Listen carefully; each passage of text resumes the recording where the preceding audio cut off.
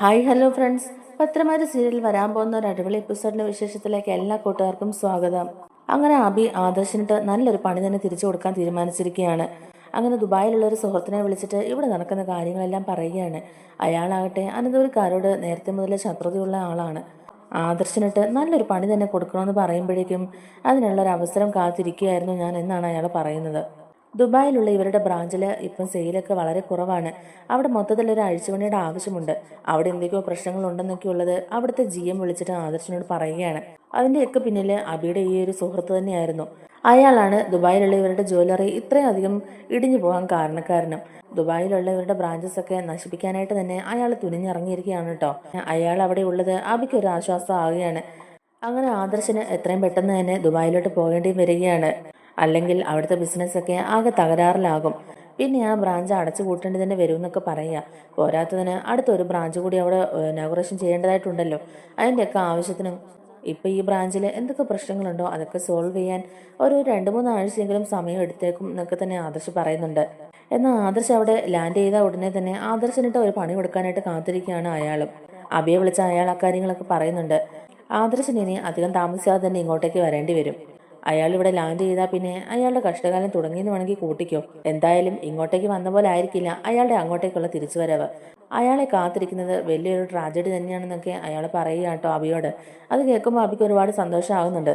അങ്ങനെ തന്നെ വേണം. എന്നെ ഇവിടെ ഇട്ട് കണ്ണീര് കുടിപ്പിച്ചതല്ല അയാൾ എന്നെ ഓരോ പ്രാവശ്യവും ചവിട്ടി അരച്ച് തരം താഴ്ത്തുമ്പോഴും അതെല്ലാം ഞാൻ ക്ഷമിച്ച് നിന്നവനാ.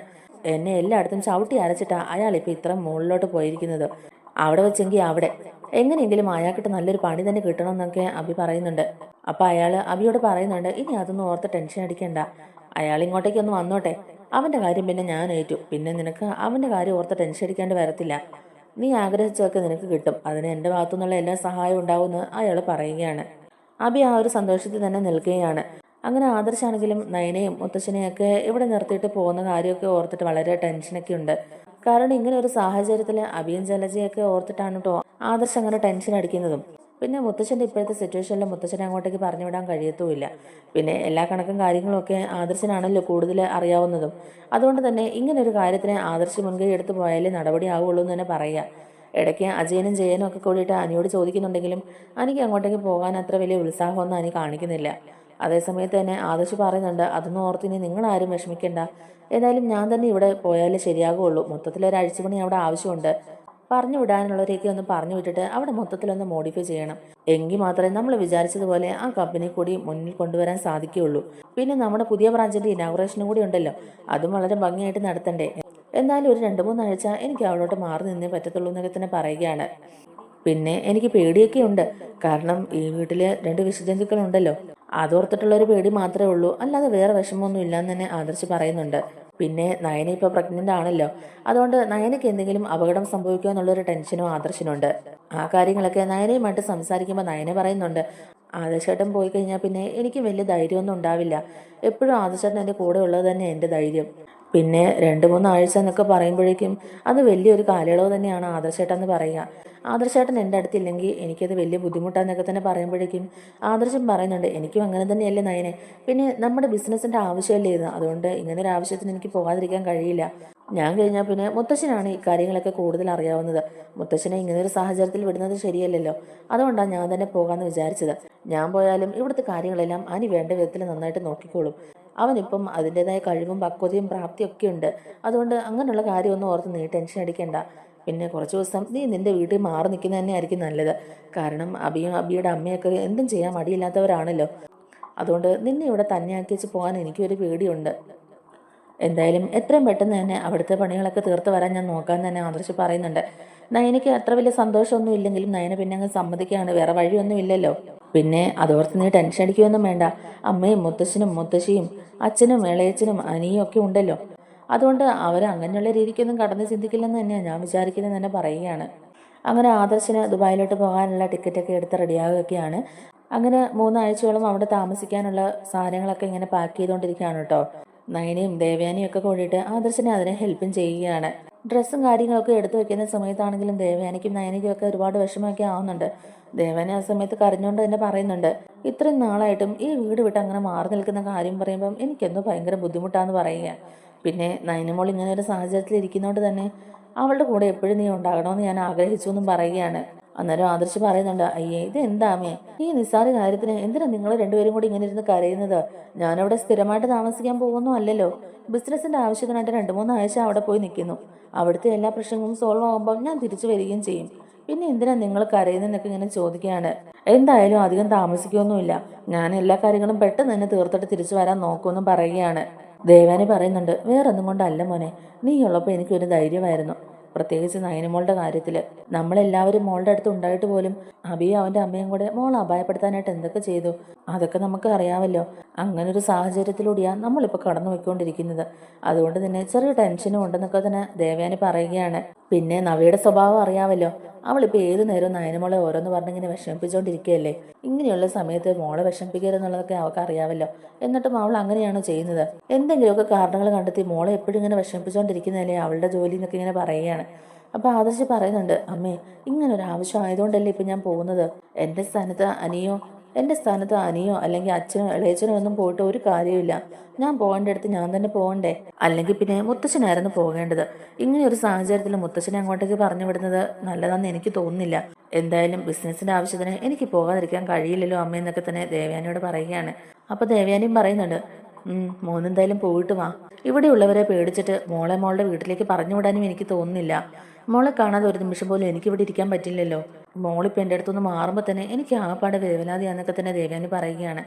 ദേവയാനി ഈ കാര്യങ്ങളൊക്കെ പറയുമ്പോഴേക്കും തന്നെ ആദർശിന് പിന്നെയും ടെൻഷൻ ആവുകയാണ്. ആദർശ് പിന്നെയും ഇങ്ങനെ ആകെ സങ്കടപ്പെട്ട് തന്നെ നിൽക്കുകയാണ് കേട്ടോ. നമ്മുടെ നയനയാണെങ്കിലും ഇരുന്ന് കരയുന്നൊക്കെ ഉണ്ട്. അങ്ങനെ പോകാനായിട്ടെല്ലാം റെഡിയായിട്ട് തന്നെ ആദർശ് അവിടെ നിന്ന് ഇറങ്ങുകയാണ് കേട്ടോ. പോകാൻ നേരത്ത് മുത്തച്ഛനോടും മുത്തശ്ശിയോടും അവിടെ എല്ലാവരോടും തന്നെ പറഞ്ഞിട്ടൊക്കെ യാത്രയാകാനൊക്കെ നോക്കുകയാണ്. അങ്ങനെ മുത്തശ്ശൻ്റെ അടുത്ത് അനുഗ്രഹമൊക്കെ മേടിച്ചിട്ട് തന്നെയാണ് പോകുന്നതും. അപ്പോൾ മുത്തശ്ശൻ പറയുന്നുണ്ട്, മോനെ സുരക്ഷിതമായിട്ട് തന്നെ പോയിട്ട് വാ. കേട്ടിടത്തോളം അവിടുത്തെ കാര്യങ്ങളൊന്നും അത്ര സുഖകരമല്ല. എല്ലാം കുഴഞ്ഞു മറിഞ്ഞു കിടക്കുകയാണ്. നമുക്കവിടെ നേരിട്ട് ബലമൊന്നും ഇല്ലെങ്കിലും എനിക്ക് പിടിപാടുള്ള ഒരുപാട് പേര് അവിടെ അടുത്തൊക്കെ തന്നെ ഉണ്ട്. അതുകൊണ്ട് മോനൊന്നും കൊണ്ട് തന്നെ പേടിക്കേണ്ട. എന്താവശ്യം ഉണ്ടെങ്കിലും അവരെ ഒന്ന് വിളിച്ചാൽ മതി, അവർ ഓടി എത്തിക്കോളും എന്നൊക്കെ തന്നെ പറയുക. പിന്നെ ബാക്കി കാര്യങ്ങളൊന്നും മോനോട് ഞാൻ പറയണ്ടല്ലോ. കണക്കും കാര്യങ്ങളും ഒക്കെ നോക്കുക. എന്തെങ്കിലും തിരിമറിയോ അല്ലെങ്കിൽ എന്തെങ്കിലും കള്ളത്തരോ ഒക്കെ കാണിക്കുന്ന സ്റ്റാഫുകളുണ്ടെങ്കിൽ അവരെ ആ സമയം തന്നെ ടെർമിനേറ്റ് ചെയ്യുക. പകരം പുതിയ ആൾക്കാരെ എടുത്തുകൊണ്ട് തന്നെ അവിടുത്തെ ബിസിനസ്സൊക്കെ ഒന്ന് മെച്ചപ്പെടുത്തണം. മൊത്തത്തിൽ ഒരു അഴിച്ചുപണി അവിടെ ആവശ്യമുണ്ടെന്ന് തന്നെ മുത്തശ്ശനും പറയുകയാണ്. അപ്പോൾ ആദർശ് പറയുന്നുണ്ട്, അതൊക്കെ ഞാൻ നോക്കിക്കോളാം മുത്തശ്ശ. എനിക്കറിയാമല്ലോ, ഇപ്പോൾ കുറച്ച് നാളായിട്ട് നമ്മൾ അങ്ങോട്ടേക്ക് അധികം പോകുന്നൊന്നും ഇല്ലല്ലോ. അതിൻ്റെ ഒരു പ്രശ്നങ്ങളൊക്കെ തന്നെയേ ഉള്ളൂ ഇത്. അതൊന്നും അവിടെ പോയി എല്ലാം ഒന്ന് ശരിയാക്കിയാൽ തീരാവുന്ന പ്രശ്നമേ ഉള്ളൂ. അതിൽ ഇത്ര ടെൻഷൻ അടിക്കാനൊന്നുമില്ല. പിന്നെ ഞാൻ പോകാത്ത സ്ഥലമൊന്നും അല്ലല്ലോ, ഇടയ്ക്കിടയ്ക്ക് പോയിക്കൊണ്ടിരുന്നതല്ലേ. അതുകൊണ്ട് അങ്ങനെയുള്ള ടെൻഷനൊന്നും എനിക്കില്ല മുത്തശ്ശ. ഞാൻ എന്തായാലും വേണ്ട രീതിക്ക് കാര്യങ്ങളൊക്കെ ചെയ്തോളാം. എന്നെ ഓർത്ത് ആരും ഇവിടെ ടെൻഷൻ അടിക്കേണ്ടെന്ന് നമ്മുടെ ആദർശ് പറയുന്നുണ്ട്. മുത്തശ്ശൻ ഇങ്ങനെ പറയുന്നൊക്കെ കേൾക്കുമ്പം അബിക്കൊരു സംശയം ആവുന്നുണ്ട്. ഇനിയിപ്പോൾ അയാളെ കൊണ്ടും ഇവനെ തളയ്ക്കാൻ പറ്റത്തില്ലേ? ഈ കളവന് എവിടെയൊക്കെയാ പിടിപാടുള്ളത്? ഇനിയിപ്പം ഇയാളെ അറിയാവുന്ന ആരെങ്കിലുമൊക്കെ അവിടെ ഉണ്ടെങ്കിൽ ഞാൻ വിചാരിച്ച പോലെ കാര്യങ്ങളൊന്നും നടക്കുകയില്ലല്ലോ. അയാൾ ഇനി എന്തൊക്കെയാണോ പ്ലാൻ ചെയ്ത് വെച്ചേക്കുന്നതെന്നൊക്കെയുള്ളത് ആർക്കറിയാം? ഇത്രയും നേരം ആഗ്രഹിച്ചൊക്കെ വെറുതെ ആയി പോവോ? ഇനി ഇയാൾ അവിടെ പോയിട്ട് എന്തൊക്കെയാണാവോ ചെയ്യാൻ പോകുന്നതെന്നൊക്കെ ഉള്ളത് ഇങ്ങനെ ചിന്തിച്ചുകൊണ്ടിരിക്കുകയാണ്. എന്നിട്ട് അഭി മനസ്സിൽ വിചാരിക്കുന്നുണ്ട്, എന്തായാലും ഗൾഫല്ലേ, ഇവിടെ കിടന്ന് കാണിക്കുമ്പോലൊന്നും അവിടെ കാണിക്കാൻ പറ്റത്തില്ലല്ലോ. എന്തായാലും ഇവിടെയുള്ള ഉദ്യോഗസ്ഥരുമായിട്ടുള്ള പിടിപാടൊന്നും അവിടെ പറ്റത്തില്ലല്ലോ. എന്റെ സുഹൃത്ത് കുറെ അധികം വർഷങ്ങളായിട്ട് അവിടെയുള്ള ആളല്ലേ. എന്തായാലും ഈ കിളവിനേക്കാളും പിടിപാടൊക്കെ അയാൾക്കുണ്ട്. നോക്കാം, അയാളോട് ഏറ്റുമുട്ടാൻ ഇവനെ കൊണ്ടാവുമെന്നൊക്കെയുള്ളത് നമുക്ക് കണ്ടു തന്നെ നോക്കാന്നൊക്കെ പറയുകയാണ്. ഇത് കേൾക്കുന്ന ജലജ ഉടനെ ചോദിക്കുന്നുണ്ട് അബിയോട്, കേട്ടോടാ, അയാൾ പറഞ്ഞു നീ കേട്ടില്ലേ? അയാൾക്ക് അവിടെയും പിടിപാടുണ്ടെന്നത്രേ. പിന്നെ നീ കണ്ടു വെച്ചേക്കുന്ന ആള് വീണ്ടും കൂടെ തോറ്റു തുന്നമ്പാടി പോകേണ്ടി വരുമോ? അവിടെയും അവസാനം പണി നിനക്ക് കിട്ടാതിരുന്നാൽ കൊള്ളാന്നൊക്കെ തന്നെ പറയുന്നുണ്ട്. ഇനി അതും കൂടി സംഭവിച്ചിട്ടുണ്ടെങ്കിൽ പിന്നെ ഈ വീട്ടിൽ നമുക്ക് ഒരു സ്ഥാനം ഇല്ലെന്നുള്ള കാര്യം നീ ഓർത്തോണം. പിന്നെ എല്ലാരും കൂടെ നമ്മളെ ഇവിടുന്ന് തൂത്തുവാരി പുറത്തെറിയും. അബി പറയുന്നുണ്ട്, അമ്മ ഇങ്ങനെ കിടന്ന് പിടയ്ക്കാതമ്മേ. ഇത് എപ്പോഴും പറയുമ്പോലല്ല. അയാൾ നമ്മൾ വിചാരിക്കുമ്പോൾ അത്ര പാവമൊന്നുമല്ല. അയാൾ ഒരു കാര്യം തീരുമാനിച്ചുറപ്പിച്ചിട്ടുണ്ടെങ്കിൽ പിന്നെ അയാൾ പിന്നോട്ട് പോവുകയല്ല. ഞാൻ പറഞ്ഞുകൊണ്ട് മാത്രമല്ല, അയാൾക്ക് നേരത്തെ മുതലേ മുത്തച്ഛനോടും ആദർശനോടും ഒക്കെ ദേഷ്യമുള്ളതാ. ഈ കുടുംബത്തിന് നേരെ എങ്ങനെയെങ്കിലും കരുവാരി തേക്കണം എന്നുള്ളത് അയാൾ നേരത്തെ മുതലേ മനസ്സിൽ ഉറപ്പിച്ച കാര്യമാണ്. ഇപ്പൊ അയാൾക്ക് അതിനൊരു അവസരം ഉണ്ടാക്കി കൊടുത്തെന്ന് മാത്രമേ ഉള്ളൂ എന്നൊക്കെ ഇങ്ങനെ പറയുകയാണ്. അങ്ങനെ അയാളുടെ പ്ലാനിൽ എന്തെങ്കിലും പാകപ്പിഴകൾ സംഭവിച്ചിട്ടുണ്ടെങ്കിലും അത് നമ്മളെ ഒന്നും ബാധിക്കത്തില്ല അമ്മേ. അവിടെ അയാളും ആദർശം തമ്മിലാ പോരാട്ടം. അവിടെ തോറ്റ അയാൾക്കല്ലേ പോവുള്ളൂ. നമുക്കതുകൊണ്ട് എന്ത് നഷ്ടം ഉണ്ടാകാനാ? നമ്മൾ അതിനൊരു വഴി വെട്ടി കൊടുത്തെന്നല്ലേ ഉള്ളൂ. നമ്മളെ ഒന്നും ഇത് ബാധിക്കത്തില്ല അമ്മ. ഇനി വെറുതെ കിടന്ന് ടെൻഷൻ അടിച്ച് ഇതൊന്നും വലിയ പ്രശ്നമാക്കാൻ നിൽക്കരുതെന്നൊക്കെ തന്നെ പറയുകയാണ്. അങ്ങനെ ആദർശ് അവിടുന്ന് എല്ലാവരോടും യാത്ര പറഞ്ഞിട്ട് പോവുകയാണ് കേട്ടോ. ദേവയാനിയും നയനിയും മുത്തശ്ശിയൊക്കെ കൂടി ചെറിയൊരു കണ്ണീരോട് കൂടി തന്നെയാണ് ആദർശിനെ യാത്രയാക്കുന്നതും. അങ്ങനെ ആദർശ് അവിടെ എയർപോർട്ടിൽ ചെന്ന് ഇറങ്ങുമ്പോഴേക്കും തന്നെ ആദർശിനെ സ്വീകരിക്കാനായിട്ട് അവിടുത്തെ കമ്പനിയിലെ GM-ഉം അവിടുത്തെ സ്റ്റാഫുകളൊക്കെ കൂടെ വന്നിട്ടുണ്ടായിരുന്നു. അങ്ങനെ അവിടുത്തെ കറണ്ട് ഇഷ്യൂസൊക്കെ അവരിങ്ങനെ സംസാരിച്ചുകൊണ്ട് തന്നെയാണ് കേട്ടോ പോകുന്നത്. എന്നിട്ട് അവിടുത്തെ GM തന്നെ ആദർശിനോട് എല്ലാ കാര്യങ്ങളും പറയുന്നുണ്ട്. ഇവിടെ വലിയൊരു ചതിയൊക്കെയാണ് നടന്നത്, അതിൽ നിന്ന് എങ്ങനെയെങ്കിലും ഒന്ന് രക്ഷപ്പെടണം. പുതിയതായിട്ട് ചേർന്ന കുറച്ച് സ്റ്റാഫുകളെ വെച്ചിട്ടാണ് ഇങ്ങനെ ഒരു ചതി നടന്നിട്ടുള്ളത്. ഇതിൽ നിന്നൊക്കെ എങ്ങനെയെങ്കിലും നമ്മൾ പിടിച്ചു കയറിയേ പറ്റത്തുള്ളൂ, എങ്കിൽ മാത്രമേ ഈ സ്ഥാപനം മുന്നോട്ട് കൊണ്ടുപോകാൻ പറ്റത്തുള്ളൂ എന്നൊക്കെ തന്നെ പറയുകയാണ്. ആദർശാണെങ്കിലും ഒരാഴ്ച മണിക്ക് തന്നെ തയ്യാറായിട്ടാണല്ലോ അവിടെ പോയേക്കുന്നത്. എന്തായാലും നോക്കാം, താൻ ടെൻഷൻ അടിക്കണ്ട, എല്ലാവരോടും ഒന്ന് സംസാരിക്കട്ടെ, എന്നിട്ട് എന്താന്ന് വെച്ചാൽ ചെയ്യാന്നൊക്കെ തന്നെ ആദർശം പറയുകയാണ്.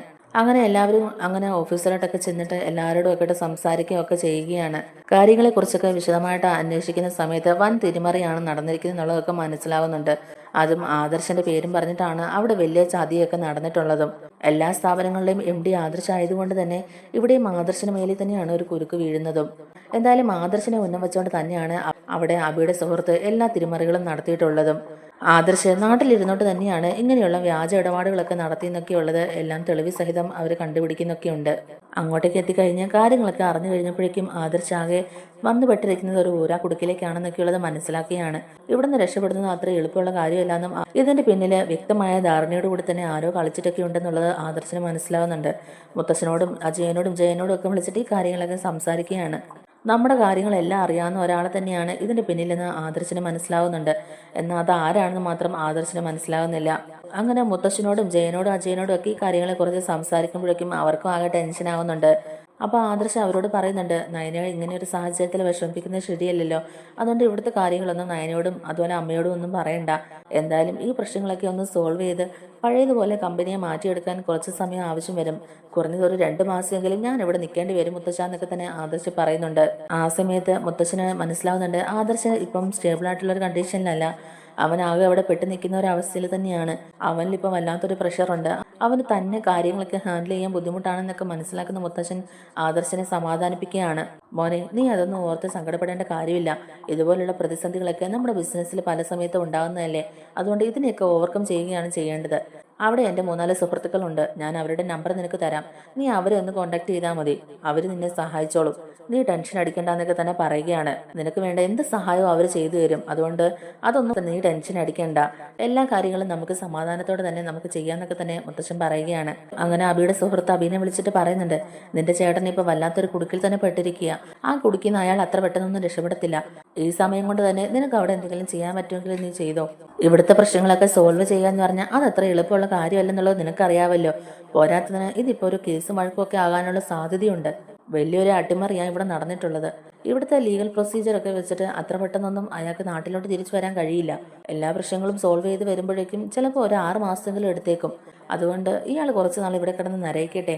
ഈ നൂലാമാലകളൊക്കെ തീർത്ത് അയാൾ നാട്ടിലോട്ട് വരാൻ കുറച്ചധികം തന്നെ സമയമെടുക്കും. ആനന്ദമൂർത്തിയും അയാളുടെ വീട്ടുകാരും അയാളെ സ്നേഹിക്കുന്നവരും ഒക്കെ കുറച്ച് നാൾ ഇങ്ങനെ ഇത് ഓർത്ത് വിഷമിക്കട്ടെ എന്നൊക്കെ തന്നെ ആ സുഹൃത്ത് അബിയോട് വിളിച്ച് പറയുകയാണ്. അബിയാണെങ്കിൽ ഈ കാര്യങ്ങളൊക്കെ അറിഞ്ഞിട്ട് ഒരുപാട് സന്തോഷത്തിലാണ്. എന്നിട്ട് നവിയോടും ജലജയോടും ഒക്കെ കൂടിയിട്ട് ഈ കാര്യങ്ങൾ പറഞ്ഞ് സന്തോഷിക്കുന്നുണ്ട്. അയാൾ അവിടെ ഒരു കുടുക്കിൽപ്പെട്ടിരിക്കുക. കുറഞ്ഞത് ഒരു 3-4 മാസമെങ്കിലും എടുക്കും അയാൾ അവിടെ നിന്ന് രക്ഷപ്പെട്ട് വരാൻ. അയാൾ കമ്പനിയെ മോടി പിടിപ്പിക്കാനായിട്ട് പോയതല്ലേ. ഇനി കുറച്ച് നാൾ അവിടെ കിടന്ന് അയാൾ നരയിക്കുന്ന കാണാം. അത്ര പെട്ടെന്നൊന്നും അവിടുത്തെ പ്രശ്നങ്ങൾ സോൾവ് ചെയ്ത് അയാൾക്ക് ഇങ്ങോട്ടേക്ക് വരാൻ പറ്റത്തില്ലെന്നാ എൻ്റെ സുഹൃത്ത് വിളിച്ച് പറഞ്ഞത്. എന്തായാലും ഇവിടെ നമ്മളെ ഇട്ട് കുറെ ബുദ്ധിമുട്ടിച്ചല്ലേ, ഇനി അയാൾ അവിടെ കിടന്ന് കുറച്ച് ബുദ്ധിമുട്ടട്ടെ. അയാൾ അവിടെ കിടന്ന് ബുദ്ധിമുട്ടെന്ന് കണ്ടിട്ട് ഇവിടെയുള്ളവർ സങ്കടപ്പെടട്ടെ, ഇവിടെയുള്ളവരിരുന്ന് കരയട്ടെ. അത് കണ്ട് നമുക്കും ഒന്ന് സമാധാനിക്കാൻ എന്നൊക്കെ തന്നെ ജലജയോടും നവിയോടും പറഞ്ഞിട്ട് അവരങ്ങനെ സന്തോഷിച്ചിരിക്കുകയാണ്. എന്നാൽ ആദർശന് അവിടെ വേണ്ട എല്ലാ സഹായങ്ങളും മുത്തശ്ശൻ വേറെ രീതിക്ക് മുത്തശ്ശൻ്റെ സുഹൃത്തുക്കളോടൊക്കെ സംസാരിച്ചിട്ട് തന്നെ റെഡിയാക്കി കൊടുക്കുകയാണ്. അങ്ങനെ പെട്ടെന്ന് തന്നെ കമ്പനിയുടെ പേരിലുള്ള കേസും എല്ലാം ഒത്തുതീർപ്പാക്കാനും അതുപോലെ തന്നെ വേണ്ട നടപടികൾ സ്വീകരിക്കാനും ഒക്കെ മുത്തശ്ശൻ അങ്ങോട്ടേക്ക് തന്നെ പോകാൻ തീരുമാനിക്കുകയാണ്. നമ്മുടെ വീഡിയോ ഇഷ്ടപ്പെടുകയാണെങ്കിൽ ഒന്ന് ലൈക്ക് ചെയ്യണേ, ഹൈപ്പ് ചെയ്യണേ, അതുപോലെ തന്നെ ചാനലിലൂടെ ഒന്ന് സബ്സ്ക്രൈബ് ചെയ്ത്